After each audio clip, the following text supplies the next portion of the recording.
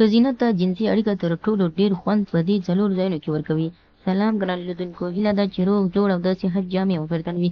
زه یو ځل بیا ستاسو په خدمت کې د یو نوي ویډیو سره حاضر یم. هیله ده چې د پام وړ مو وګرځېږي. تر هر څه دمخه باید یادونه وکړم که زموږ چینل مو نه وي سبسکرایب کړی نو زموږ چینل سبسکرایب کړئ او په خوا کې ورسره د ګونګي نشان ووهئ. مننه. په جنسي اړیکه کې د مکان انتخاب ځانګړی ځای لري. یو امن او په زړه پورې ځای د جنسي اړیکې خوند یو په دوه کوي.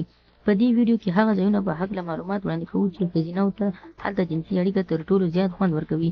د سمندر غاړه دا ډول ځایونه که له یوې خوا په افغانستان کې نشته، بلې خوا په امن نه دی، یعنې کېدای شي بل څوک ستاسې وویني.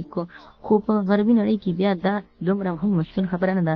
په غربي هېوادونو کې ترسره شوې څېړنې ښایي چې ښځینه‌وو ته د سمندر غاړه کې جنسي اړیکه تر بل هر ځای زیات خوند ورکوي. یو له هغو ځایونو چې ښځې پکې د جنسي اړیکو څخه ډېر زیات خوند اخلي حمام هم دی.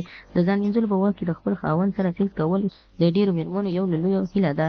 په بالکن کې په توره شپه او په ازاده هوا کې جنسي اړیکه تر بل هر وخت د سړي او ښځې د زړه ارمان ډېر پوره کوي. ښځینه‌وو په دا ډول هوا کې په خپله ټوله اراده هڅه کوي د خپل خاوند څخه خوند واخلي. وروسته دا کار څخه کله چې مېرمن په خپلمنځي یا پخلنځي کې سخته ستړې شوې وي او نور یې حوصله نه وي پاتې، په همدې پخلنځي کې ورته د ژوند تر ټولو خواږه شی ورکول شوی وي، تر بل هر څه غوره دي.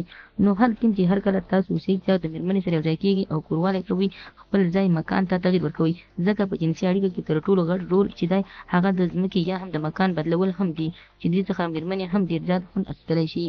نو تر هر څه دا بهتره ده چې تاسو هر کله د سیکس څخه ډېر ستړي شوي یاستئ، مېرمنې هم د دې څخه ډېرې ستړې کېږي. که چېرته د کوټې په یو کونج کې یا په یو بغل کې هر ټیم تاسو سیکس یا کوروالی وکړئ، نو دا د خستګۍ لامل کېږي. نو باید تاسو هر ټیم چې کله سیکس یا کوروالی کوئ، خپل مکان ته تغییر ورکړئ، تر څو له سیکس یا کوروالي څخه په پوره توګه هم ته او هم ستا مېرمنه خوند واخلي. نو خدای دې وکړي ملګرو چې زموږ د ویډیو څخه غلط مطلب وانخلئ. زموږ ویډیو لایک کړئ، شیر کړئ او زموږ چینل هم سبسکرایب کړئ. مننه.